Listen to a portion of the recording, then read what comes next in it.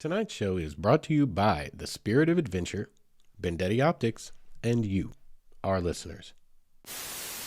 We don't know what happened to the aliens. I can tell you what happened to the aliens. I know now.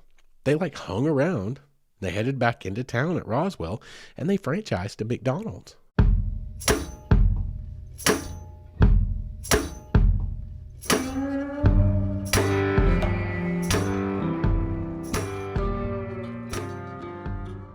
What is up, all of you wayward souls, and welcome back to the Wayward Stories podcast. Wayward Stories is the podcast where we tell the stories of our adventures in wandering and wondering. Y'all, have we got an episode tonight? We're going to get into that, but before we get there, how are you guys doing tonight? How was your Thanksgiving? As you listen to this, Thanksgiving was just a few short days ago, and it was for me. Actually, I'm recording pretty much right on the cusp of having to drop this episode this week. Got a little bit ahead of production for a while there, but that is no longer the case, and these are hot and ready. This guy is coming piping hot out of the oven for you guys to enjoy. But I hope that you all had a good Thanksgiving. I had an excellent Thanksgiving, and you guys are about to hear about it. My Thanksgiving may have been a little bit more unorthodox compared to many of yours. If you guys enjoyed the traditional turkey and dressing and all those things, which are quite wonderful, I hope you enjoyed that. But mine looked a little bit different than that. And it's going to make an absolutely great story for you guys to hear about tonight. This one fits right into the wheelhouse of what Wayward Stories is all about. Why is that? Okay, I've told you guys many times, and I'm going to do a little short recap right here because we got a lot of new listeners, guys. We've been still picking people up from the Ozarks Rec show, and also I have been picking up quite a few listeners just over the last few days, and I suspect many of you happened across a rack card or a small flyer on the gas pumps across the Southwest or at the checkout at the register of many little truck stops along the way, because my listens have spiked over the last few days, and I think that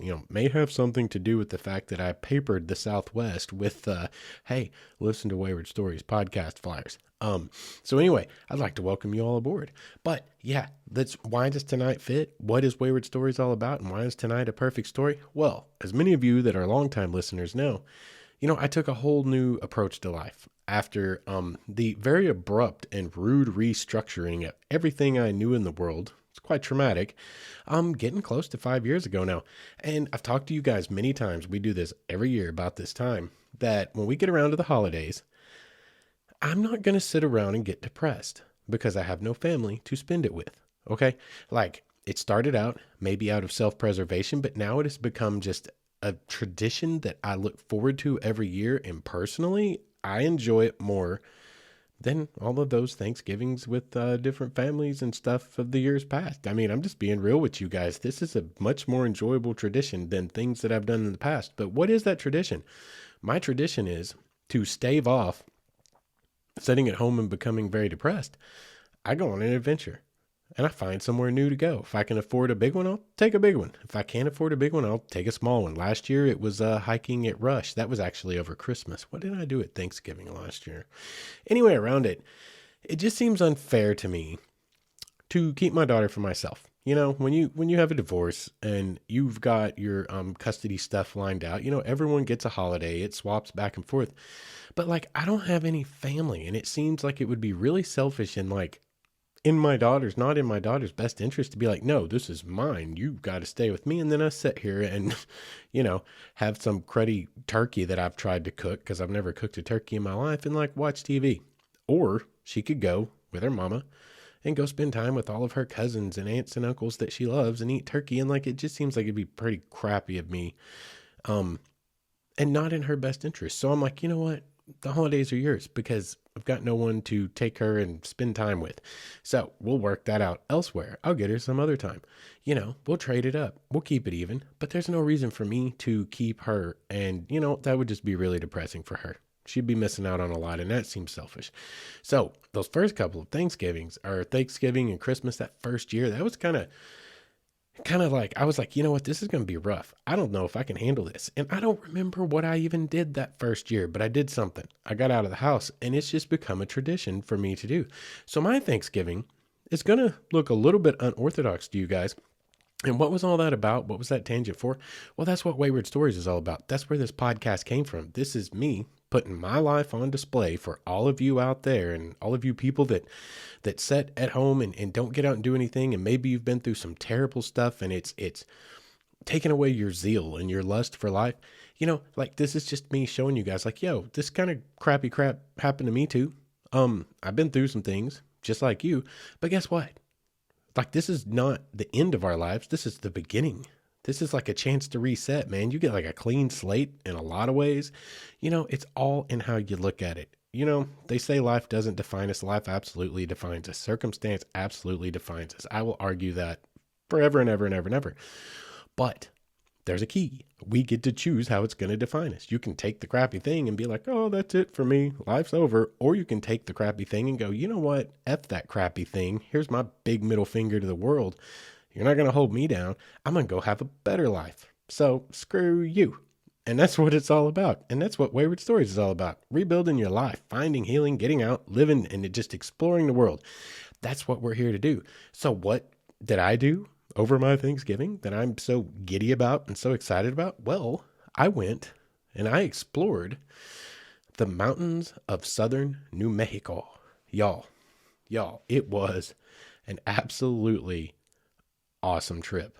These mountains that I went to explore, and also the basins that were around, but the mountains are actually the Sierra Madre Mountains. Really the northernmost end of the Sierra Madres, that comes up through New Mexico, and it kind of ends right there just south of central New Mexico. And then little ways up the way, the Rockies kind of pick up, and that's the southernmost tip of the Rockies. So I was kind of in the northern reaches of the Sierra Madre Mountains. Now, why did I choose this area? Like, there's a lot of reasons, and I'm not going to go into it and waste a lot of you guys' time. But I was looking for a place to go. You guys know me. I love the desert Southwest. I mean, honestly, what I was going to do is I was going to go Bryce Canyon. Okay. I've always, like, in my mind, I've been like, yo, Bryce Canyon, Arches, all those awesome places in Utah. I got to go do that at some point. But when am I ever going to have enough time? In my mind, it's something I was going to have to do down the road, in life. A few years out, whatever. Things are going to have to change a little bit. But this Thanksgiving rolled around, and the way it worked out, and I happened to have PTO for a change. I wasn't working for FedEx, y'all. It wasn't for the first time in my life. I'm not working for, or my life, in the last 5 years, I'm not working for Big Purple and having like a hell life right now. Because basically, the first week in November to the first week of January, your life comes to an end, and you work 1 billion hours a day for not enough money, and everyone out there hates you. Even though you're bringing them the things that they want and they ordered, for some reason they are unhappy. No matter what, even if it shows up on time, in perfect condition, doesn't matter. It has nothing to do with the fact that you're bringing them stuff they want. It's just like, you're a human face in their world, and they're miserable about everything else in the world. I don't know, but it was just a thing. It's how it always was. But for the first time ever, I'm not having to do that. And I actually had PTO at work. Y'all, that's like a whole new thing. So I was like, yo, what if I took the day off before? And that could have me like 4 or 5 total days for an adventure. And what if I just say, to hell with it? Your birthday's on Monday anyway. Yeah, as y'all are listening to this, my birthday was yesterday. Big whopping 42, y'all. I'm getting on up though, but I'm not going to let it kill me. I'm just not ready to go yet, y'all. Death is not around the corner, at least I hope. So anyway, I was like, if I'm going to have my birthday, I got Thanksgiving, it's time for that traditional adventure anyway. Well, let's go with a gusto, baby. Let's go somewhere. So I started looking. I was like, yo, Bryce Canyon with that many days? That's a possibility. Bryce Canyon and, oh gosh, Monument Valley and Glen Canyon. Y'all, I've got to get there before. And who knows, the drought may last for the rest of our natural lives, but it also may rain 100 million gallons this winter. And fill up Glen Canyon again. But y'all, Glen Canyon, they're calling it America's Lost National Park. For any of you out there listening, consider trying to get to Glen Canyon before they fill that lake back up. If they ever get enough rain to start refilling Glen Canyon, try to get to Glen Canyon before it's flooded again.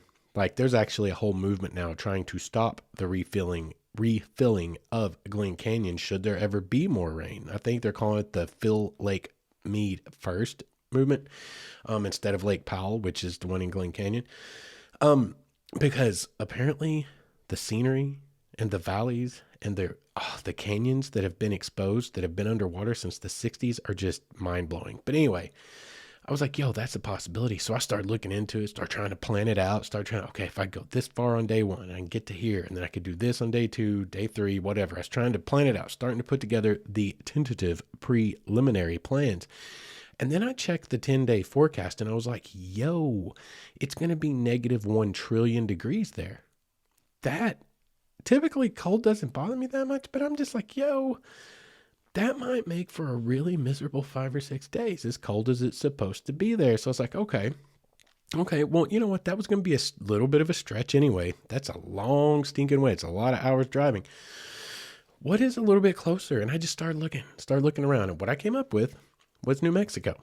And southern New Mexico, down around Las Cruces, I was like, yo, there's a whole lot of stuff to do here. You're only like 45 minutes north of El Paso. You're way down there. But there's a lot of stuff within a few hour radius of Las Cruces that's really awesome. And for me, the anthropology nerd, the history nerd, I was like, yo, we got some freaking ancient cliff dwellings. We've got the history of, down there in the Tularosa Basin, y'all, White Sands Missile Range, that's where we, the Trinity site, where we tested the first nuclear weapon and brought death to the world on a massive scale. The White Sands Missile Range, like there's the German V2 rocket launch sites where we tested and kind of reversed engineered the German V2 rockets that we captured in World War II. And y'all, history for days. Stagecoaches, mining towns, all of the awesome Old West things set in absolutely gorgeous mountains that are just reminiscent. I know many of you have been through the Rockies, if not down in the Sierra Madres. So for the rest of us that have only been, and seen the Rockies at some point in our life, everyone's gone to Pikes Peak or whatever, it's like that. It feels like it. It's freaking amazing. So anyway, I set in mind, I was like, that's not that many hours drive. That would give me the maximum number of hours to accomplish the maximum number of things and explore that area. So that's what I did. I set out to go and do this thing. And that's what we're going to talk about tonight, is the story of the many adventures I've taken over the last 4 or 5 days. And let me tell you guys something. I rolled in yesterday evening pretty late. Oh gosh, I was about to yawn. Did you hear that coming on? I was able to stave it off. After like 5 days of just going with my hair on fire from the butt crack of dawn to way past the butt crack of evening. And, I'm looking worse for the wear. Any of y'all watching on YouTube, man, I look like I've been through it, because I have. It has been a heck of a journey, but to me, this is living life. This is what it's all about. Out there by the seat of your pants, all the hours, burning the midnight oil to explore and adventure and find everything that I could possibly find to get into that could both excite and soothe my soul. Y'all, that's what this is all about. That's what Wayward Stories is all about. And I've got the perfect story to share with you guys tonight. So we're going to get into it. It's going to be kind of a travel log, honestly. I'm going to tell you day by day what I did, and I will expound and elucidate on all the different little things as they come up here. But we're just going to get started and basically start with day one. The way I like to travel, I like to use the last day of work that I have to work. I like to use all the hours until like maybe midnight, as late as midnight, if I can, to get started on a long journey somewhere. Because basically you get off work and you buy yourself a whole half a day if you're willing to go drive 6 or 7 hours right after work and shack up at a cruddy little hotel room somewhere. Or if you're fancy and bougie and have a lot of money, somewhere really nice. But you're basically, for me, I'm like, yo, I'm just sleeping here for like 6 hours and then I'm on the road again. It's more functional. It's more of a practical decision.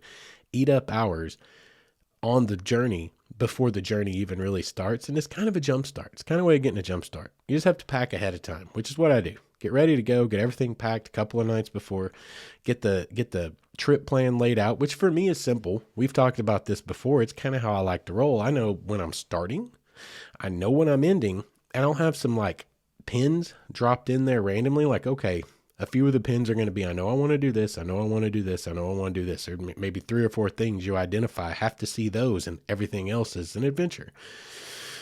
And also, okay, it's going to take me this many hours to drive to where I'm going. So this gives me this many hours in each day for whatever. And you kind of just have a few little broad ranging ideas. But essentially for me, it's pretty simple. Make sure I hit these things that I want to hit at some point in this trip. And let's go, baby. Let's freaking go. And that's part of the love of the trip for me, guys. And I think that's what resonates about this show with so many of you, and why so many of you are listening now. It's because it's almost like controlled adventure in a way. It's like, okay, I'm a grown-up. I have a job. I have a child. I have responsibilities. I have all these things, but I still crave adventure. I still crave new experiences. So if I can just set my window responsibly, here's the window of time I have to go be irresponsible. That's what it is. We're just setting parameters for irresponsibility. Okay, I've got 3 days, 4 days, 5 days, 1 day to be irresponsible and just go live by the seat of my pants and eat junk food or whatever the hell I find at a truck stop along the way. That's what it's all about. Just going out and living, man, and experiencing it. So I set my window for responsibility, and from that, or irresponsibility, and from that point forward, it's like, well, let's just see what happens. Who knows? I might end up on the side of the mountain asleep in the trunk of my car tonight. I don't know. Don't really care. That'll just make for an even better story to tell later. It's all a part of the adventure, right? So that right there is kind of how all of my journeys begin. It's like, here's my window and let's go. So what I did is I left and I got out on the road after work. And my goal is always, if I'm heading west, I live in Fort Smith, Arkansas. If I'm heading west after work, even if I get off at 5 or even 6 o'clock, which isn't best case scenario, it's only 6.5 hours to Amarillo, down to Amarillo, right? If I can make Amarillo by morning, then I know I've got a huge chunk of my drive out of the way. And for me, when I'm heading west, at least, I've got the biggest chunk of the ugly part of my drive out of the way. You know, I grew up in Oklahoma. No offense, you Oklahomans. I'm very proudly a native of Oklahoma. I love my home state. But once you get on towards Oklahoma City, from Oklahoma City on to the Texas border, it's just, there's nothing. It's nothing. It's nothing. I mean, it's almost worse than Kansas, because at least in Kansas, you got wheat fields, right? This is more like dusty nothing. And then there's more of it. You get into Texas and it's like, oh, look, just more Oklahoma, until you get to roughly the other side of the Texas panhandle and you cross into New Mexico. And when you cross into New Mexico, it's almost like someone flips a switch. It's like suddenly, oh, look, there's a mesa in the distance. And, it's not like immediately just awe-inspiring, but it gets way more interesting almost as soon as you hit the state line. You see mesas in the distance, it starts to really become deserty desert. You start getting attacked by tumbleweeds at high speeds going down the interstate. So for me, if I can get all of the western half of Oklahoma and a good chunk of half of the Texas panhandle out of the way after dark, when I can just chill and turn on a podcast that I want to listen to, like one of my favorite shows out there, and just cruise through the night. Just like the old days, man. I think of them over the road and long haul truck drivers out there driving through the night, burning the rubber off those tires, listening to AM radio. I love listening to the podcast that I enjoy to listen to while I'm out there just cruising in the night. And that alone is a very soothing and enjoyable experience for me. So if I can get that out of the way, then I've got a big jump start. I'm cooking with fire at that point, right? So that's what I did. Rolled on to Amarillo and got put up by fairly early, because I actually took a couple hours off early the day that I left, because I still had a little extra PTO in addition to the day I was taking. It's like, well, let's get out of here at 2 o'clock. Why not? Let's go. So I did that, got to Amarillo at a decent hour, set out at a decent hour, and found out relatively quickly, because usually I'm still kicking down 40, right, if I'm heading towards the west. Well, in this particular case, the fastest way to Las Cruces and where I was going happened to go very near Roswell, New Mexico. And I was like, I have to go to Roswell because I love all kinds of weird stuff, y'all. It's Roswell. I mean, even if you're not into weird stuff, that's just pop culture famous Roswell. The famous UFO incident in Roswell, New Mexico. And they got a lot of cool stuff there, y'all. They have a lot of cool stuff there. So I was like, we're going to go to Roswell first. We're going to kick it down, and you come out of Amarillo a little bit south, and then you just start winding across the Texas panhandle and basically eastern New Mexico. And it turns out that eastern New Mexico, south of 40, is just more Texas. And Texas is just more of western Oklahoma. And it was like that first 6 hours of the drive the next morning, I was like, yo, this sucks. I'm ready for this to be over with, because I personally enjoy driving through the gorgeous mountains of New Mexico, but towards the southerly end of it, ain't a lot there. It's just a lot more Texas again, which is just a lot more Oklahoma. So anyway, I get on down though to Roswell, and I go check out Roswell, get my picture, your obligatory picture at the welcome to Roswell sign, which is pretty famous at this point. Like, everyone's got to have their selfie there or whatever. So I went and did that, took pictures of that, ate dinner or ate lunch there in Roswell, and stopped by the McDonald's. Okay, see, everyone's always wondered, there's the famous tapes of the alien autopsy. These were supposedly the aliens that were found at the famous crash at Roswell. But nobody really knows. They're like, where are the aliens at? We don't know what happened to the aliens. I can tell you what happened to the aliens. I know now. They hung around. They headed back into town at Roswell, and they franchised to McDonald's. Y'all, it's literally a spaceship. It's a McDonald's with a spaceship on the end of it. And there's even a couple of life-size aliens standing outside pointing at the McDonald's sign. Like, that's what happened. They're still around. They're right there in Roswell. They've just kind of integrated into the community. I guess everyone just kind of accepted them, and, they just moved on with life down there. But it was pretty cool. Roswell's really cool. It was a pass-through for me because it was a drive day to where I was actually going. So I didn't get to stop and spend a ton of time in Roswell.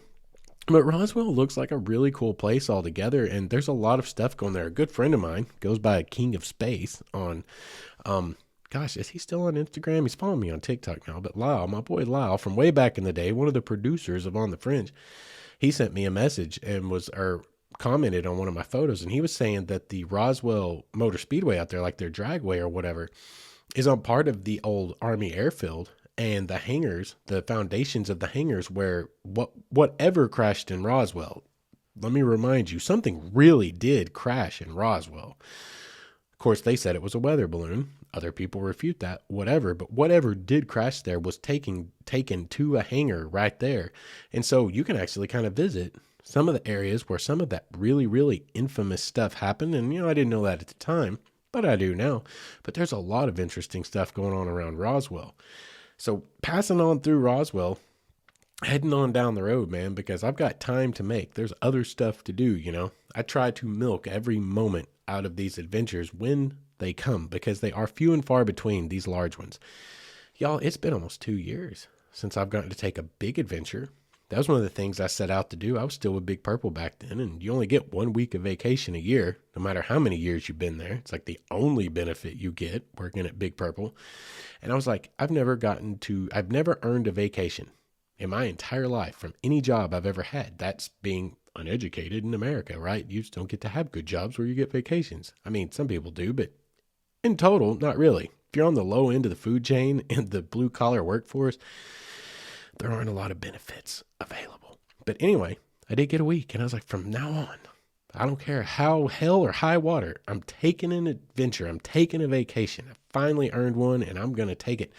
And year one, went to Chattanooga, picked up my boy Jason, my best friend in the whole world, my brother, and we drove up into the Great Smoky Mountains and camped and fished our way down through there, hammock camped and fished our way through the Smokies. There's an episode about that. If you go back through the back catalog, you can find it. Pretty good ways ago, probably in the first 12, 15 episodes, somewhere in there. And gosh, we're at episode 58 tonight, aren't we? That's awesome. That's awesome. We're really getting some stuff put together, guys. I love it. But anyway, did that year one. Year two, go to Colorado, went and explored around Buena Vista. There's an episode about that, exploring central Colorado. That was an awesome trip. Stuff left on the table there that I still have to go back and do someday. Central Colorado is just awesome. Awesome. But the last year to 2 years, my little big trip for the year didn't work out. So this year I was like, yo, the window just opened. Look, it's not even my weekend with my daughter. So this just works out where I've got like 4 days at least, and let's make this happen. So anyway, my point is these big adventures for me are kind of can be few and far between. It's a special treat. So you got to milk every second out of it. So Roswell was just a blip that I passed through, got the obligatory picture and just kept on rocking. And then I'll tell you what, At this point on, it wasn't much further past Roswell that it starts to become an adventure more so than just a drive. I was getting a little frustrated with the driving part of it because I was like, man, I was ready for some adventure today early, and it did not turn into that yet because I never driven through this part of New Mexico. Not far, not too long beyond Roswell, it starts to become more like really feeling like you're in another place and you're going to do an actual thing. Does that make sense? And you get to drive up through the Sacramento Mountains, and that's when it starts to get to be a lot of fun. Going through the Sacramento Mountains, out, you get out of Roswell, you're still heading west. You're heading for basically the Tularosa Basin. You're heading for White Sands. You're heading for Alamogordo, but I've still got further to go, right? Because on the other side of that is another mountain range, and that's where I'm going to go down and find Las Cruces, right? But the first thing you meet coming across the eastern half of New Mexico, such as this, is the Sacramento Mountains. And there's a couple of places up there, something I'd never heard of, Ruidoso Downs, which is apparently a big horse racing deal. Like they got like a whole resort thing going on up there. But the point is it's absolutely gorgeous. For all of you out there that are always looking for new places to go travel and adventure, this wouldn't be a bad place to go check out. Because some people, are a little bit more on the bougie end of things. A lot of people like to go and like hang out at, say, ski resorts in Colorado. A lot of people like to go to the really fancy ski resorts in Colorado, and they kind of live a little bit higher lifestyle. That's fine. Not for me.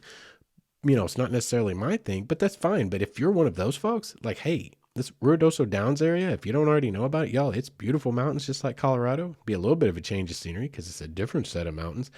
They've got horse racing, they got casinos, they got all the things down there that a lot of people really, really enjoy. And it was gorgeous. At this point is where the drive over started to become really, really beautiful. And let me tell you something, from that moment forward through the whole rest of the trip, everywhere I drove was absolutely freaking gorgeous until I got back to the Texas Panhandle on the way home 4 days later. Southern New Mexico, absolutely gorgeous. All of those mountain ranges are amazing. And we're still in day one. So I get across the Sacramento Mountains, and I'm trying to decide, right? I got multiple things that I've already kind of lined out that I know I want to do. I know I want to do White Sands at some point. I know I want to go to the Gila cliff dwellings at some point. I know I want to go to the Three Rivers or the Tres Rios petroglyph site because it's a really, really cool petroglyph site right over in that area. So I had all these things, and I wasn't sure exactly how it was all going to play out, and it kind of made the trip really interesting because the whole kind of the biggest overarching theme of this whole trip is there was not enough time for everything.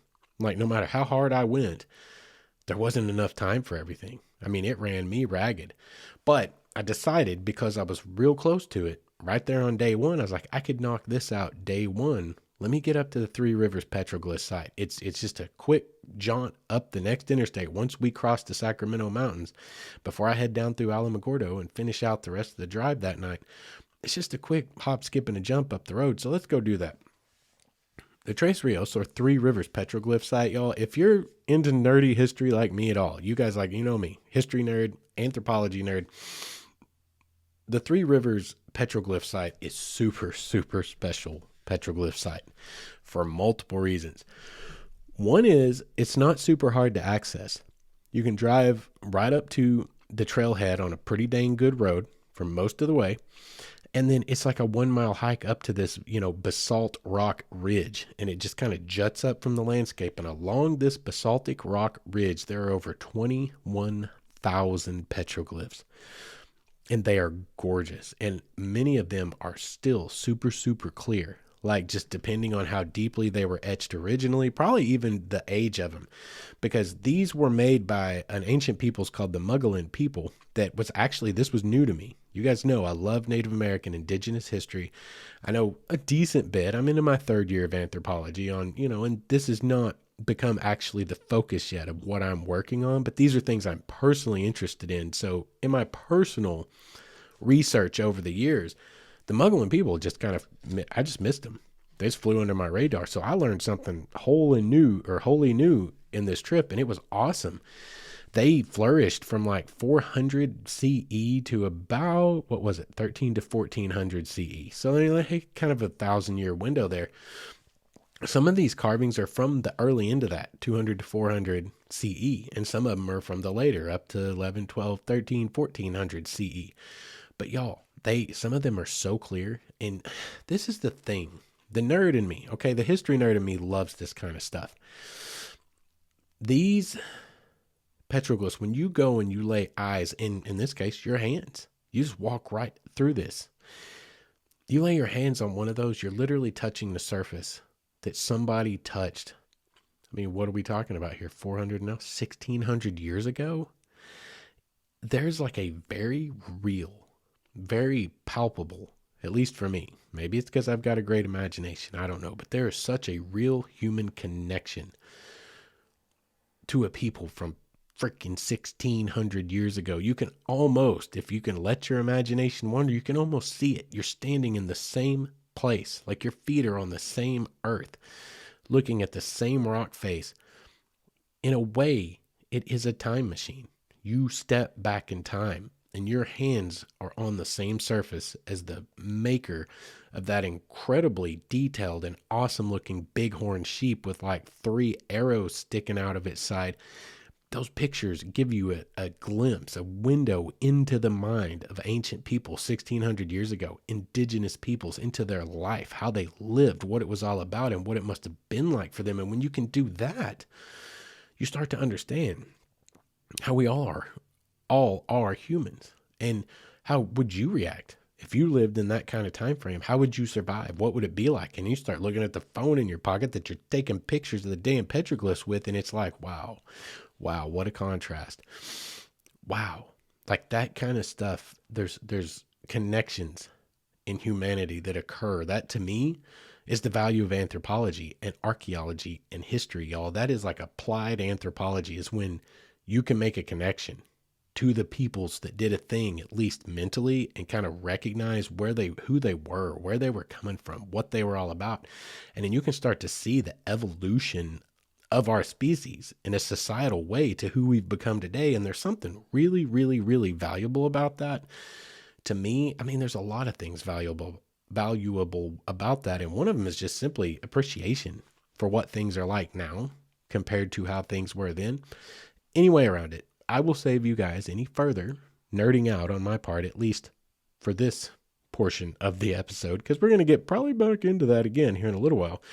But it was a really, really cool thing to check out. You guys, if you're ever down there in the area, if you are interested at all in Native American rock art, in petroglyphs, in ancient cultures, the Tres Rios petroglyph site, north of Alamogordo and White Sands, y'all, it is an awesome place to check out. It's one of the most extensive and important petroglyph sites in the world, with over 21,000 petroglyphs. You could explore all freaking day there and just find all of these amazing representations of themselves, of their ceremonial mask, of the animals they hunted. It is a view into their mind and into their world, y'all. It's an awesome place. Awesome place I never even knew existed until I took this trip, which is another reason I think travel and adventure is so stinking important, because it broadens everyone's horizons. Like, we learn, we become broader. Our intelligence base becomes broader every time we go out and see something new, learn something new. I just think that's good for like humanity in general. Personally, that's just my personal point of view. Anyway, wrapping up on the petroglyph site, the rest of the drive was literally right at sunset. Okay. Across the Tularosa Basin, you go past White Sands, go up over hold on, wait for it. Let me look and make sure which mountains we're going through. The San Andres Mountains, not San Andreas like the fault, but San Andres Mountains. And that is how you get over from Tularosa Basin, just south of White Sands. Well, actually, it depends what you're calling White Sands. The whole damn area, there's a huge area called White Sands. There's the White Sands Missile Range, but then there's also a portion of it that's actually the National Monument that you can go and explore and see all this amazing white sand for yourself. But either way, you cross over the San Andres Mountains, over, down, back into Las Cruces, which is where I'm staying the night, right? That drive, again, y'all, when you go on adventures like this, don't ever sleep on this. You pick a really scenic area to go on an adventure. The crappy part of adventures, which is usually the driving part to a lot of people. I personally love driving. That's just part of who I am. It soothes my soul. I get to listen to whatever I like to listen to. I can get in my own little world. Gonna work out life problems in my head. I personally love driving and seeing countryside, but for a lot of people, they hate that part of it. If you pick a good area, y'all, the drives themselves are just as much a part of the adventure, of the getaway, of the vacation, whatever you want to call it. The drives themselves can just be absolutely entertaining in their own right because of how beautiful they are. And this right here, this whole area, that was the case. Cruising across the San Andres Mountains with sunset going down, and I mean, all you see is these silhouetted, jagged mountain peaks jutting up from the basin, which is just flat, upper high desert wastelands, basically, and these huge, jagged mountains jut straight up, and you've got sunset happening. The oranges, the purples, the blues, all the reds, all the colors in the sky, glistening and playing along the tops of these peaks, and you've got all these clouds because you're in the high desert, right? There's a whole lot going on with the weather and with the atmosphere, and you've got like these clouds that are making like cap shapes over the top of these mountains. It's just fascinating. It was beautiful, absolutely beautiful drive to get over to Las Cruces. So I get to Las Cruces, get put up, go in, get the room lined out. I stayed in a really cool little motel. Had a very, very Route 66 vibe, even though it wasn't on Route 66.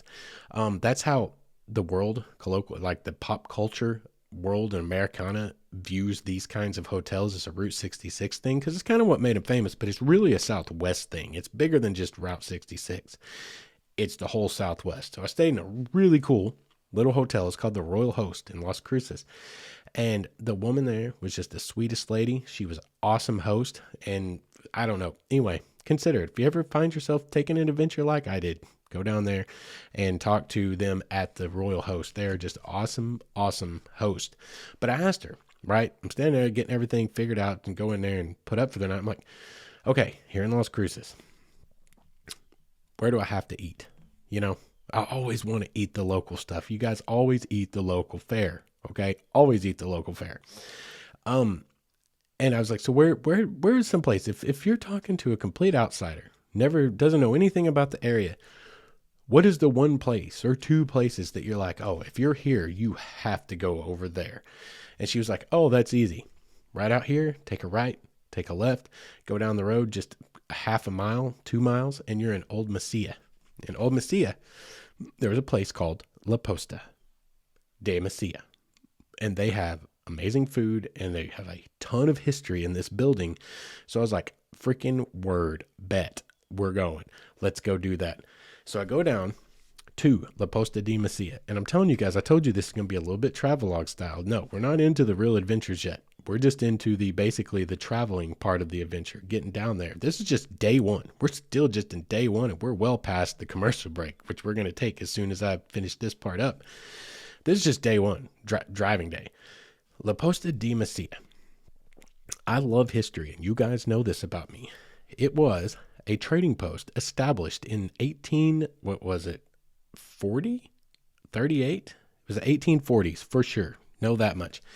And it later became a Butterfield stagecoach stop. Any of you guys that know history even a little bit have heard of the old Butterfield stage from St. Louis to San Francisco, and it ran all the way down through Missouri, Arkansas, Oklahoma, New Mexico, Arizona.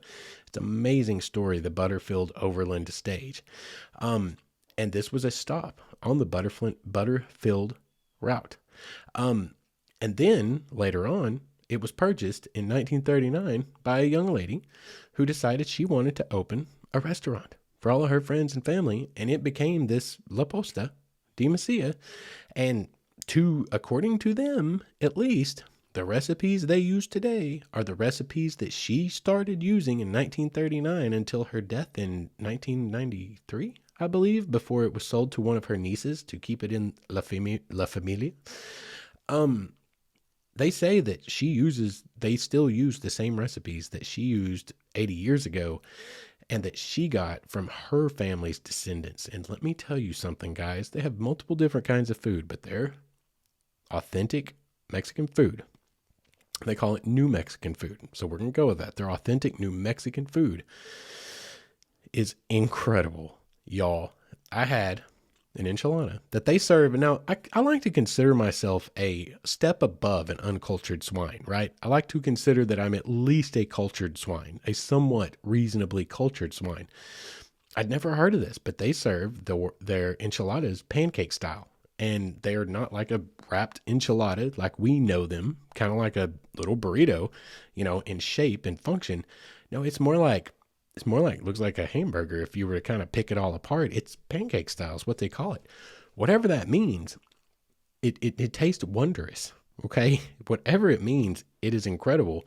And I know that I can be prone to I don't want to say sensationalism, because to me, if you're hearing me talking about it and I'm really excited about it, it's because it was sensational to me, because it stood out above other things. What you don't understand is I don't tell you guys everything. You know what I mean? It's like your mama telling you, it's like, you don't know everything about me. Your kid, you think you know everything about your parents, and then you find out they're like a freaking spy or something. It's like, I don't tell you everything. Okay, I don't tell y'all everything. For every time I'm freaking out about how awesome something is, there's 100 times I ain't told you about that it was crap. You know what I mean? That's just life, right?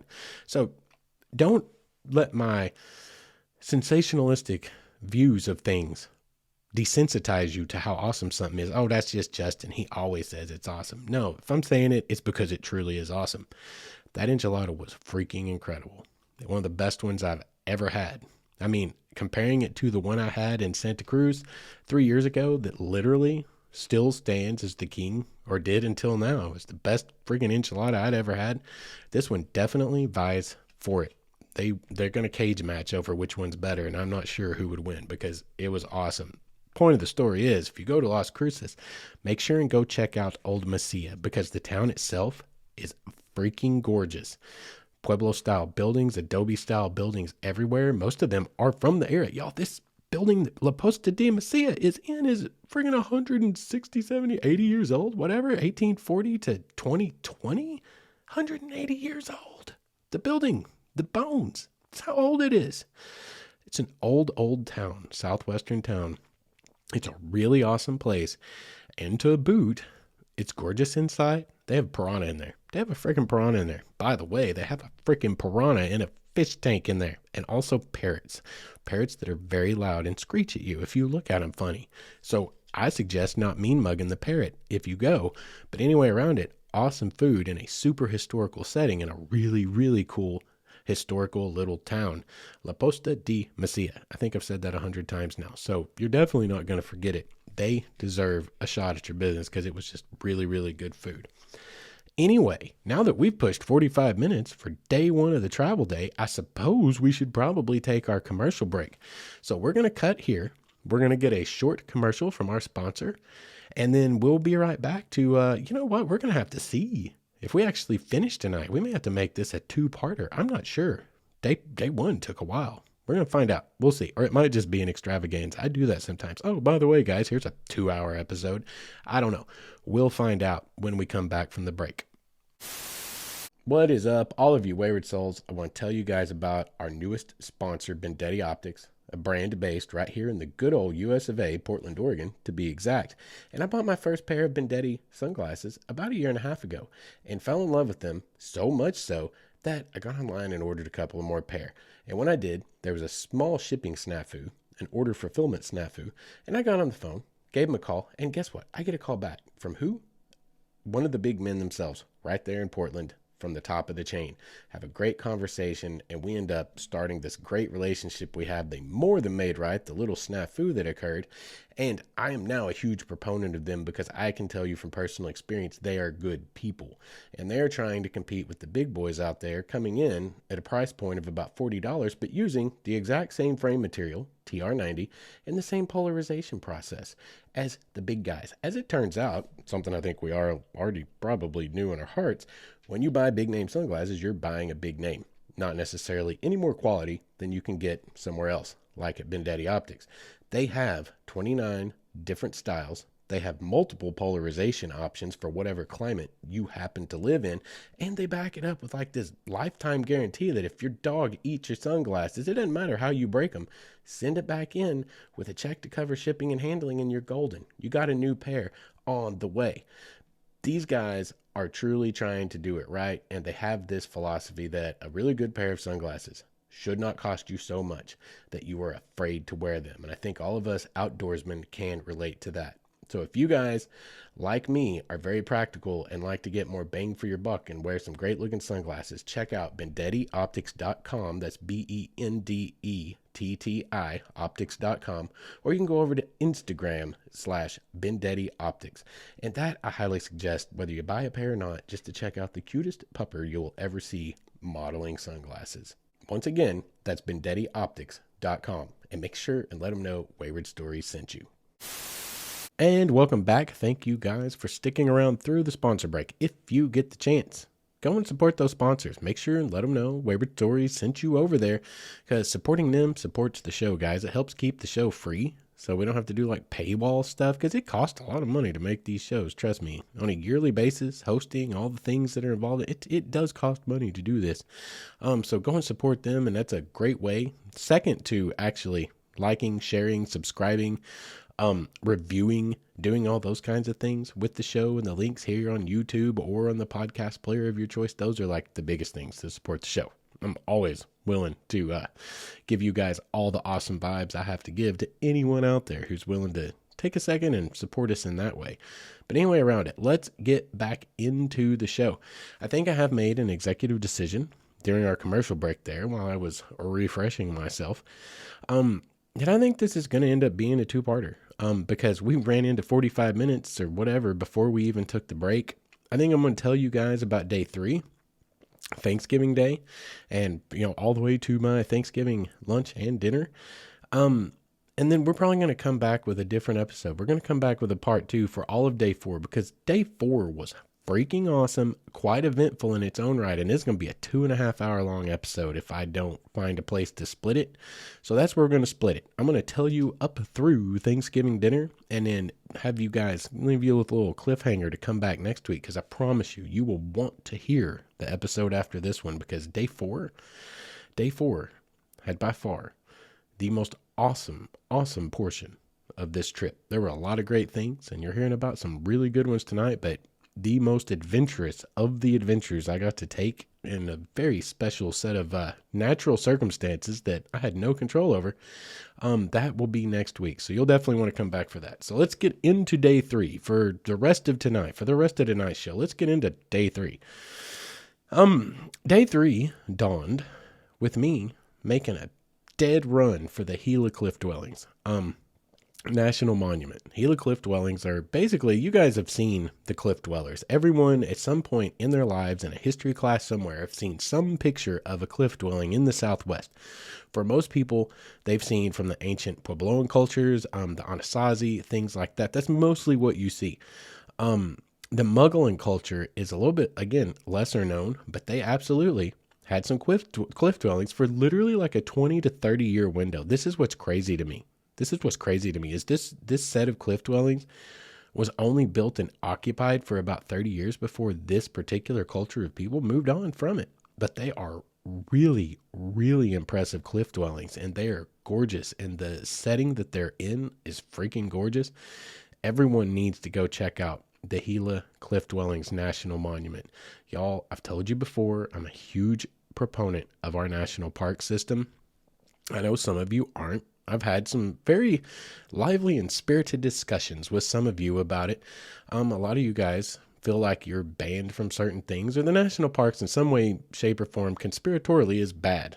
According to some people, I will disagree with that all day long. Part of that is because I am a studying anthropologist. I am working my way towards possibly working with the National Park Service because I believe in their mission. And you know what? I'm going to tell you a quick story of why I believe in the national parks. Here's the thing. When you're governing 300 plus million people, you can't ever make everyone happy. The people that don't like the national parks, the Bureau of Land Management, things like that are like, well, they put bars on all the caves and I want to go climb in caves. Yeah, okay, I get that, because I'm a big personal liberty guy. Here's the thing, though. You have to put restrictions in place and things in place to protect certain things that are super duper special, okay? perfect example, when I was at the Rivers Petroglyph site, which is not a National Parks administered park. It is administered by, I believe it's just the state of New Mexico. I'm not going to quote it. The information's elsewhere, whatever. I'm not going to take the time to do that. You can go look it up and find out for yourself. But I believe it's just the state of New Mexico. And I mean, who knows? Maybe it is Bureau of Land Management. But point is there's not like a ton of security. There's not a ton of rangers roaming around, doing their thing, whatever. It's really just open to the public. It's not nearly as protected as a national parks type site is going to be. And what I witnessed when I was there was about a probably 4-year-old to 5-year-old girl with her family, a large family of them, using a rock to scratch all over a freaking 700 to a 1,500, 1,600-year-old piece of American culture. Literally a window into the past, into a people that no longer exist, and we're not even sure about their descendants. To be honest, they kind of came from very mysterious beginnings, and we don't know. There's 3 or 4 ideas of where they might have come from, originated from, their genesis, and there's not any provably known links to any modern indigenous peoples. There are some that claim it, and there are some theories about it, but it's like it's kind of ambiguous. Okay, they're kind of a very, very mysterious blip on our radar. It's a very important thing to protect their stuff that they left around. And I've got a 5-year-old over here next to me with a rock trying to dig her name on the face of a freaking, bighorn sheep that was literally etched in by someone 1,600 years ago. The only form of writing they had that we know of, and the way that they expressed themselves and expressed their culture and probably religion in these rocks. And I got a 5-year-old over here scratching onto the surface of these rocks. That's why I'm a big proponent of the National Park Service, because this is not the only time I have ever witnessed with my own eyes something absolutely amazing being destroyed by, people. Okay? I'm not bashing on a 5-year-old. She's a sweet little girl. She ain't know no better. My 5-year-old would have done that when she was 5. My daughter would have done that when she was 5. But her parents sure weren't stopping her. No one was stepping in to say, yo, hey, don't do that, girl. Like, we need protection for our really, really important sites. So I am pro national parks and freaking always will be. Unless they change course and do something just absolutely obscene and unheard of. Big time pro national parks. But anyway, when you go up into these places, go and check out all of the things that we preserved, because there's a rhyme and a reason to it. Why did I go to the Gila cliff dwellings? Because they're freaking cliff dwellings way up on the side of a mountain, and it's just mind-blowing, guys, to go and see for yourself. Can you imagine living like that? And that's what you get to do. You go explore the place, and you get to kind of imagine living like that, because you stand in the footsteps and stand inside the walls of the places that they called home. So anyway, day 3 was mostly going to be dedicated to the Gila cliff dwellings, but became an even larger adventure on the backside of that. And we're about to get into it. But to go to the Gila cliff dwellings, that alone is an interesting and beautiful journey in its own right. Okay. When you go from Las Cruces and you head west, it's about a 3-hour drive to the Gila cliff dwellings, and the mileage doesn't match up to that. A lot of that's because it's a pretty damn slow drive. Why is it a slow drive? Because you were driving through the Black Range of the Upper Sierra Madre Mountains, and it is very windy, but absolutely gorgeous. Y'all, those views so reminiscent of when I was in Colorado near Buena Vista in so many ways, but still their own thing. Still unique to them and still their own thing. Absolutely gorgeous views, y'all. And you want to talk about some vistas? Go over to my Instagram, WaywardSon119. Go over to our website, waywardstories.com, and find my Instagram page. And you'll get an idea of how beautiful these mountains are. These vistas, though, y'all, the pictures, I've still got to post some of them, y'all. I've got weeks worth of work to go through all the pictures and videos that I took. But up in these mountains, some of this, okay, one thing, you're on a giant volcano. For a good portion of this, you're on a giant, ancient volcano. I think I remember in the literature 30 million years old or whatever, 30 million years ago, this big thing happened. You're in a caldera. The whole damn place is a caldera. Maybe you guys have heard of the caldera around Yellowstone National Park. Basically, the whole damn park and a even bigger section than that. It's like really a giant super volcano. And it's actually inactive. The geysers and all of those things, Old Faithful, all the hot springs, the mineral springs, the sulfur springs, all that stuff, it's because it's an active volcano. So, the ground swells and retracts every year by a few millimeters. It's insanity. It's absolute insanity. Well, this little area in southern New Mexico, it's an ancient volcano. It is a caldera in its own right. And you're standing on top of this mountain peak and you realize I am standing on the edge of the cinder cone of a giant volcano. And this whole area is a whole damn caldera. And you're looking and they'll have signage. We got to one overlook. And I stand up on that overlook and I'm looking down who knows how many thousands of feet to the valley below. Looking at what was I looking at? Was that the Gila River? The Gila River's up there. But I don't know that particular one it might have been Copperas Creek. Anyway, around it, you're looking thousands of feet down into this gorgeous valley, just absolutely gorgeous valley. And it's got there's a sign in front of you and it's got the same picture from exactly where you're standing. And there's an arrow pointing and it's like, this is the volcano.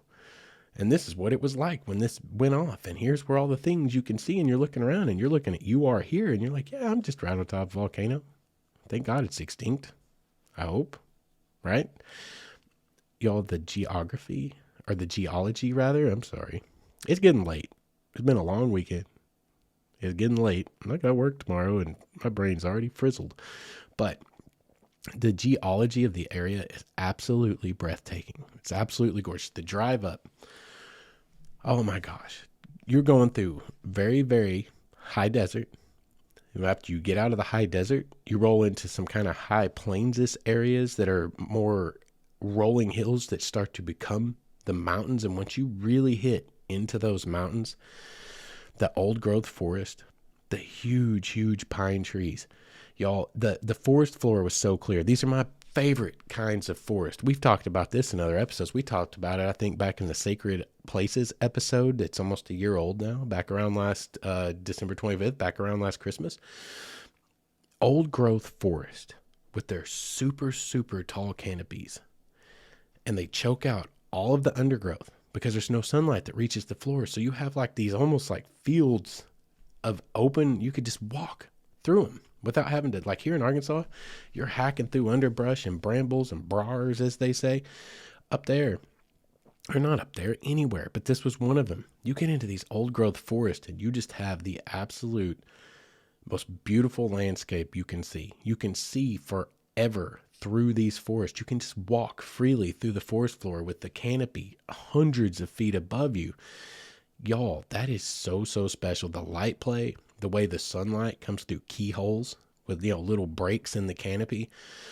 Oh my God, it is sacred. It's a sacred place. It's the kind of place that will make you take stock of, everything inside of you. It'll make you feel like there's more to the world than just you.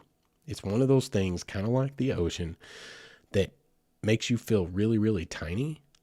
But instead of it being a bad thing, somehow that's a good thing because it almost makes you recognize your place within it all.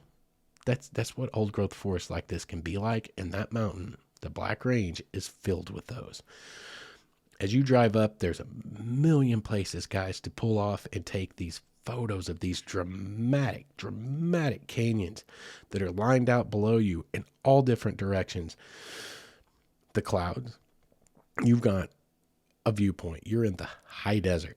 You're standing on ground 7,000 feet high, right? You're up there in the atmosphere.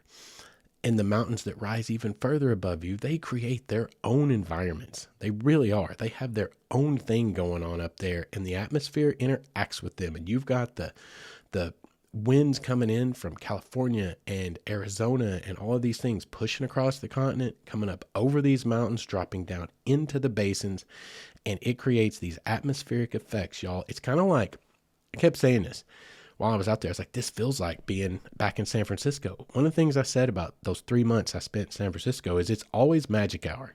You guys know we've talked about magic hour. Magic hour, golden hour in film, in video, in television, and in photography. It's that last hour to an hour and a half before sunset when the atmospheric conditions are just right and the sun is filtering through the atmosphere at an angle and everything becomes golden and it gets that golden glow hence the golden hour or magic hour, because in film, it's like that's when you get the shots that are cash money. Those are the magic moments in film, always shot at magic hour, right? So everything out there looked like that all the time in San Francisco. This had the same vibe, y'all. This had the same vibe. I don't know if it was humidity that high up into the atmosphere at 6,000, 5, 6, 7,000 feet. We're all over the place in these basins and up on the mountains, right? Something about it. Everything was a money shot. Every picture you took, the pictures took themselves. You weren't up there taking pictures. You were taking postcards, baby. Like it was cash money for photography. Every vista was looking out over these broad expanses with these awesome clouds stretching out as far as you can see. You want to talk about perspective, being able to put perspective in a shot. You're trying to get, a little bit of foreground of some awesome bush or some tree in front of you, juniper tree or what the hell ever, and down there that you're looking at, there's so many things to pick from. Cactuses, junipers, this, that, the other. But like right beyond it, it drops 14 freaking 100 feet to a valley below that goes into another valley that goes into a vast expanse of the basin to the west, the Tularosa Basin or whatever. Is that going to be Tularosa right there? No, that's on the other side of the next mountain range. But the basin right there that you're looking at, off into the distance to another set of mountains starting to peek up over the horizon, and you've got this cloud, these clouds that are stretched out across the sky. You want to talk about perspective. You want to talk about taking a cinematic photograph, baby. If you like photography, this is going to be a trip for you to take. I promise you that.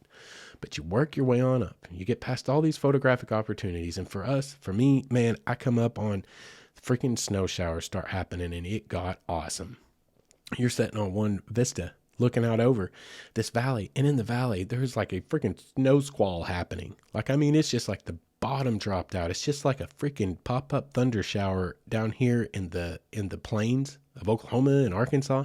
They're just pop-up snow showers. That's God, the high desert, baby. The high desert is so awesome. This thing is just pouring snow just a mile or two from you, straight across. You're just looking right at the damn cloud that's dropping the snow because you're just as high as it is. And you get on up, or I get on up to the Gila cliff dwellings, and it's snowing up there too, baby. Like it's snowing.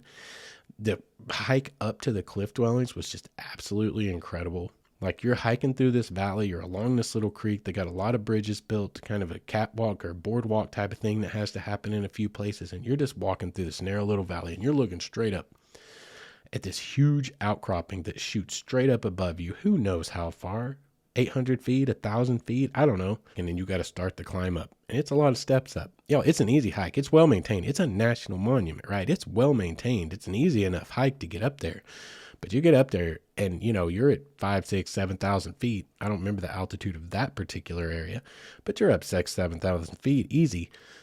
It's already a little bit hard to breathe when you're acclimated to 402 feet above sea level here in the freaking Arkansas River Valley of Arkansas, just like 2 days before, right? It gets a little hard to breathe. And you're huffing, baby, because you're climbing. You were climbing. It isn't as bad as being over 13,000 feet in Colorado, going up Mount Sherman. That was brutal. Thought I was going to die back then. This wasn't that bad, but it'll put a workout on you. But suddenly you come around this bend, and in the distance, you see that, okay, I'm up now. I'm quite a ways up the wall. I'm looking down in the valley below, and oh, look, right over there in the distance, there's a cliff dwelling built out of mud bricks, adobe bricks, right into the side of a huge natural cavern on the side of this freaking bluff face, which is nearly a sheer drop. And you get over and you realize that they accessed these through windows, that they made ladders that they had to climb through into basically windows. They didn't really have full-size doors. They're like climbing in through windows, living in these shelters on the side of this bluff. And it's like, how? In your brain, it's like, the fact that they built this, like they use natural material, right? And red clay, or the clay of the area, the dirt, the clay, they used the water from the creek way down below. They had to carry all this stuff up here. And they had to construct this stuff right here in this cave, right on the edge of a drop off. It strains credulity almost. It's flabbergasting. It is ineffable. Let me see how many words I can pull out of my butt tonight. Y'all, it's absolutely mind-blowing. And it really puts you in another world, in another place. Like you're sitting there and you can look through the very same window that someone looked through 800 years ago, 700 years ago. This was around, what was the time frame on these? It's around 1200. I believe it was 1270 to 1300, something like that. Just a tiny window of time that they were there, which is even more mind-boggling. But 1270 to 1300, we're talking 700 plus years ago, give or take a little bit, give or take a decade, right? But you're looking through this window, but your hand's on the corner of it, and you're like somebody else's hands, probably little children's hands from that time. We're right here on this same window sill, so to speak, whatever you call it, but just the bottom of the window, looking out over this valley, looking down through all the forest and on the forest, and you've got snow coming in, falling out of the clouds that are basically not much higher than you are already at. I mean, you're at the source of the snow falling, baby. It's a whole thing. It's like a whole moment that you're living. And for a minute, you can almost put yourself there. You can almost see the hearth in the corner and the fire blazing. And whoever over here, your indigenous mother making up the dinner, and cooking all the corn cobs, all the maize that they consume. Y'all, if your imagination, if you are prone to imagination and you're a history nerd like me, when you put your feet in the same place as a culture like that, and that over 700 years ago, there were humans not that much different than you. That's a big misconception. A lot of people in today's world think of the ancient peoples all over the world as like being stupid, like they were ignorant. They didn't understand things. But they believed in weird gods and they believed in this. Y'all, they were just as sophisticated as us. I mean, I'll be honest with you. I would take the average person from any one of those ancient cultures and put you up against them. A lot of people in today's world, because without your phone and without Wi-Fi, you're basically dead in a year. U.S. government did a study on that some time ago. True story, congressional study. And they kind of concluded that 90% of Americans would be dead within a year if we did get hit by a major EMP burst from like a sun flare. If we got a major sun flare, like the 68 or 70? I think it was the 1868 event that occurred. Y'all, if we just lost everything, all power, communications, our cards wouldn't work. You couldn't buy food at the grocery store. Like, yeah, we got like a year and about 90% of y'all would be dead. Don't be so arrogant to think that those people that knew how to live off the land, but also knew things that I can't even comprehend, like astrology. They could line up the freaking solstices, the calendars. I can't make a calendar. And you got to go figure out your own calendar based on the movements of the sun. I do it. I dare you to. Send me the results. I want to see that if you're not like a math major, I'm willing to bet you could not figure out a calendar based on the movements of the moon, the sun, and the stars. Ancient people sure as hell did. They figured out how to, navigate. They created the things that we base modern computers on. Okay, people back in the day weren't stupid, so get that out of your head. They were actually quite brilliant. They just did not have technology that was advanced to the point that we have today. You got to remember, we're in a blip in human history. All of human history was the same damn way up until like the Industrial Revolution. Yeah, it kind of started a little bit before that. The Chinese came up with gunpowder several hundred years before that. There were little things, but basically steam locomotion and the Industrial Revolution, we've got like a 150-year window where we went from literally riding horses and nothing else and walking everywhere to many microcomputers that we use to look at social media in our pockets, but actually can do more complex computations than computers that the federal government had in 1950 that took up entire city blocks. That's actually a fact. Look it up if you don't believe me. The technology we have today is on the backs of extremely brilliant people, but most of us, you and I, are not those extremely brilliant people. Ancient peoples, extremely brilliant in multiple ways. Mind-boggling. Respect them. Show them respect. But anyway, when you go and stand in places like this, you get a taste for how smart they were, wow, how brilliant is this architecture and this engineering feat that they have created 700 years ago out of mud bricks on the side of a cliff, and it still stands 800 years later. Y'all, I've seen barns that people's grandparents built in 1930 that are nothing but a heap on the ground in the back 40. You know what I'm talking about? It's amazing to see what our predecessors on this continent, the indigenous peoples of this continent and the world over, but at Gila Cliff Dwellings, you're getting to see something right there in southern New Mexico that is absolutely amazing. And it's very easy to access because it is made accessible by the national parks and maintained as such. So you guys definitely need to check out the Gila Cliff Dwellings. It was a whole moment for me. Nerd that I am, it was a whole damn moment for me. And then I had my Thanksgiving. A lot of people have their Thanksgiving dinner at lunchtime. My Thanksgiving dinner was a turkey sandwich with some mustard and Cool Ranch Doritos, kicking it down the road, trying to make my way over from Gila Cliff Dwellings to another place to try to get something out of the rest of the day. Remember, I had 3 hours to Gila, 3 hours back to Las Cruces. So what am I going to do in between before it gets dark? I'm finishing up Gila Cliff Dwellings around, what was it, maybe 1 o'clock, 12 to 1. I think it was around 1. Well, I've only got 3 hours of daylight. It's getting dark 5 o'clock, right? I got 3 hours of daylight. I should probably use them while I'm over here. So there was more things that got to happen that day. One of them being, well, actually, you know what? Before we leave the Gila Cliff Dwellings, let me point out a couple things that are interesting. There's some really amazing Apache history in the Gila Cliff Dwellings area. The Apaches were like a northern tribe that kind of came down into New Mexico. As such, they're not descendants directly from the Mogollon people, but the Apaches came in at a pretty early date. And anyway, many of you have heard of Geronimo. Kind of an important, kind of a super famous indigenous American figure.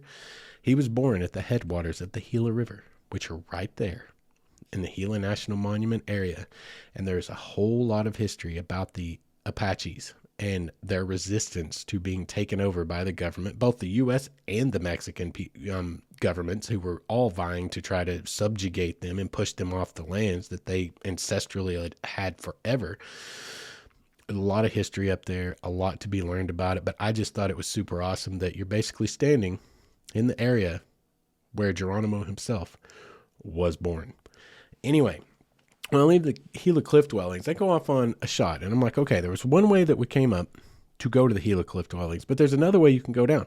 So I went down the other way because it takes you through a whole nother stretch of awesome forest and a whole nother stretch of more freaking amazing pictures and vistas on tops of these damn mountains and on top of these ancient volcanoes, looking down into the caldera and all of the awesome geology. Y'all, the pictures are incredible, but there's a couple of towns like Pinos Altos, which is an old mining town. They've got a really cool little area. You just shoot off of the road on the way back down from Gila. You go through their town, take a little detour, and you're looking at ancient, one of them's a theater from the 1860s. I think that's when it said it was established, the quote unquote late 60s. There's several little buildings there, and these are like really, really old mining towns, guys. These are people that came back from the California gold rush, the 49ers and stuff, and something would hit over in New Mexico or Arizona, and they'd all come flocking that way to the new biggest quote-unquote gold rush or silver strike. This part of New Mexico is awash in mining towns from those eras, that era, the 1800s into the early 1900s. Y'all, there's a lot to explore. There is a lot to explore when it comes to that kind of stuff. So I went back down, went through Pinos Altos, and then what the heck? What was next? Silver City. You make it on down to Silver City. Silver City is a big modern town now, but it's got an incredible historic district worth checking out. But at this point, I had to make a decision. What I figured out was, the thing that I had planned to do the whole trip, which was for sure try to get up to the Dripping Springs natural area where there's an abandoned resort and tuberculosis sanatorium up in the mountains from the late 1800s, just abandoned, waiting to be hiked to and explored. I wanted to get there by sunset on one of those days, and I figured out on this day it wasn't happening today. So crap, what are we going to do now? We're going to have to push that till tomorrow or whatever. What are we going to do? So I look, and I find the Lake Valley Historic District on a map, on Google Maps, as a matter of fact, I think. I started looking into it.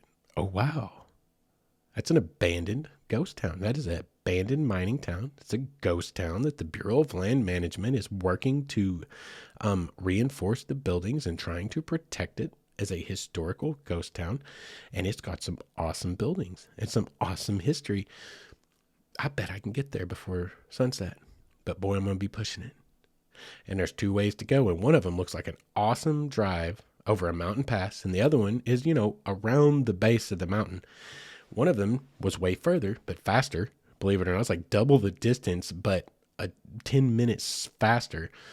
The other way was half the distance, but 10 minutes slower because it was a freaking incredible looking mountain pass. And of course, you know me, I was wanting that mountain pass. 10 minutes slower ain't no thing. That ain't going to make or break us.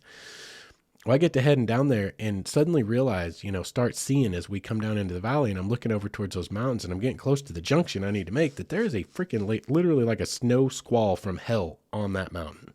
And I mean, it is like zero visibility. The top of the mountain's gone from halfway down up.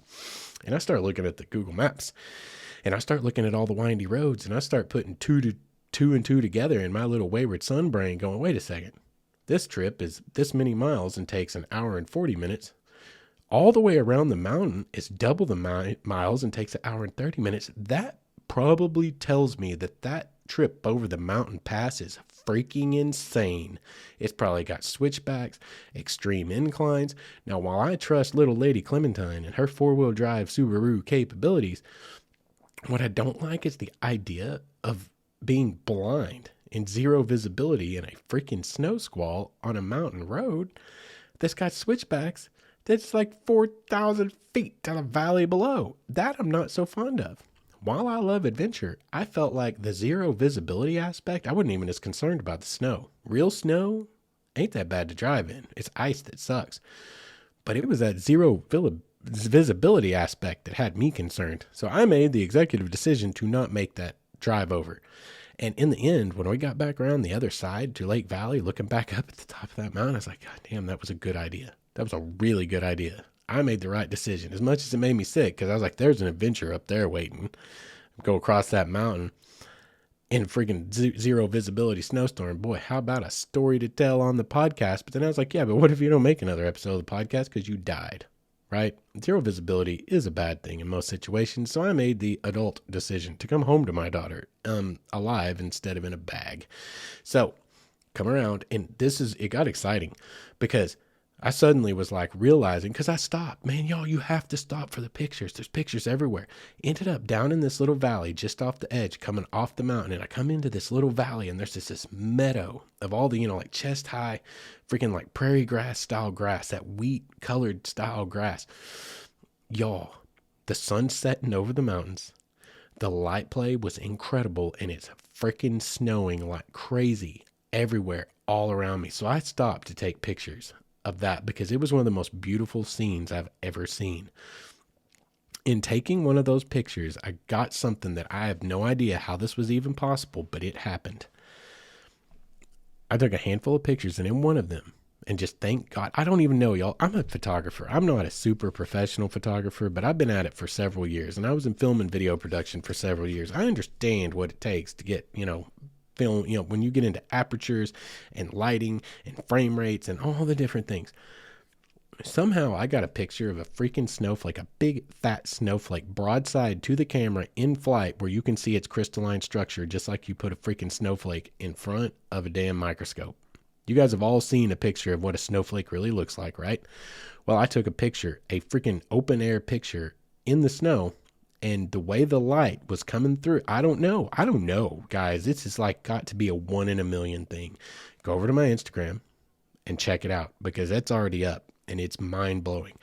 But I got this awesome, gorgeous scene and just happened to get an actual snowflake in flight and see it. And y'all, they were big, big, big snowflakes. This thing is huge coming into the top of the camera. It's mind boggling. You need to go check it out. But so I'm stopping, and because you have to, these pictures are incredible. You can't miss these pictures because these pictures are what help you come back to this place and remind yourself of that adventure you were on. So suddenly I realize I'm racing sunset big time to get to the Lake Valley Historic District.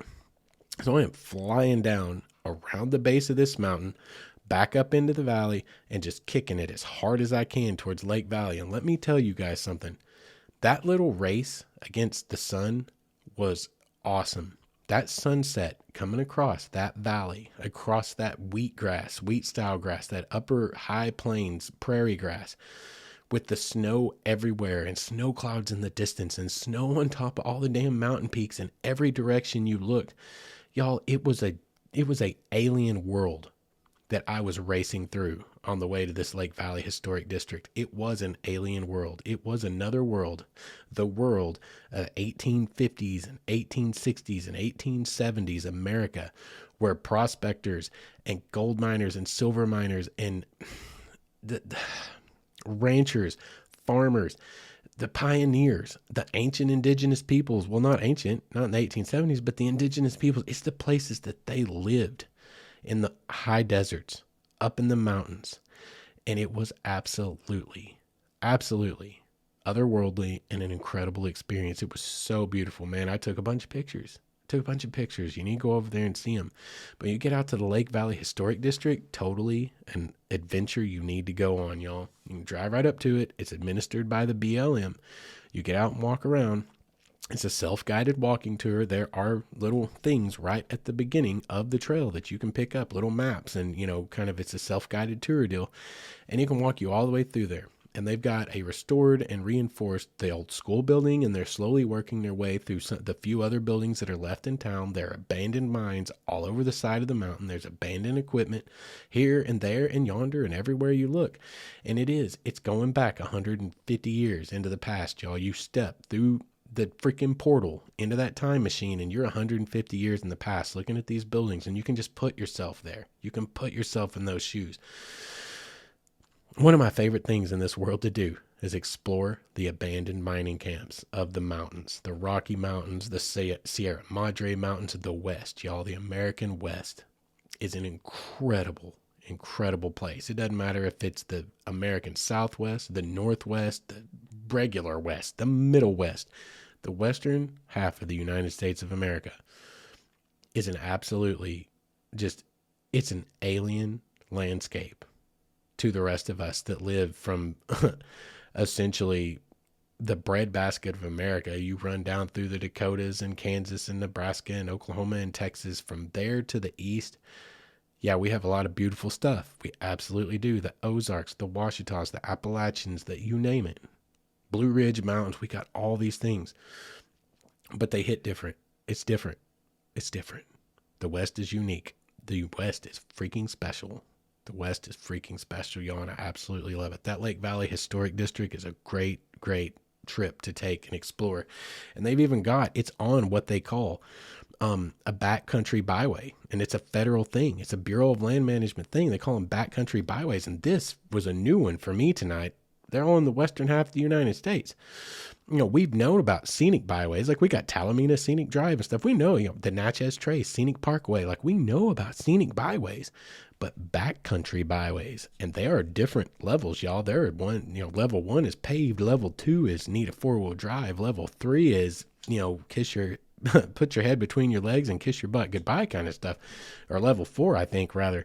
It's all ATV, OHV only, and they're backcountry byways, and that's fascinating, and I can't wait to learn more about those and get out and adventure on some of those in the future. I promise you, I'm putting that on the old bucket list, because there's a buttload of them out there in the West. You want to talk about the best way to find abandoned infrastructure for mines and for mining camps and old railroads. Oh, that's going to be awesome. I'm super excited about that.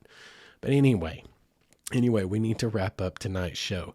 That was day 3. So we've got day 1 through 3 in tonight's show. And I finished day 3, Thanksgiving Day, of my adventure by heading back into Las Cruces to basically call it a night, get reset, go through all the pictures, try to do a little preliminary work on the pictures and notes for these podcasts and stuff. But I had to have dinner, right? I haven't eaten except for that turkey sandwich and Doritos and a handful of tiny Three Musketeers. I don't eat well, by the way. I don't know how to feed myself like an adult. It just is what it is. But anyway, it's like, we gotta have dinner, gotta eat. Get to looking around, of course. It's Thanksgiving Day. Nothing's open. I mean, gosh, back in the day, there were a lot of like fast food chains would open up again that night, 6, 7 o'clock. Nothing was open except Whataburger, and that line was out the door. So, I went back into my past. I remembered the wisdom of things I've learned in the past, and I remembered what Tim Allen said on the Santa Claus so long ago.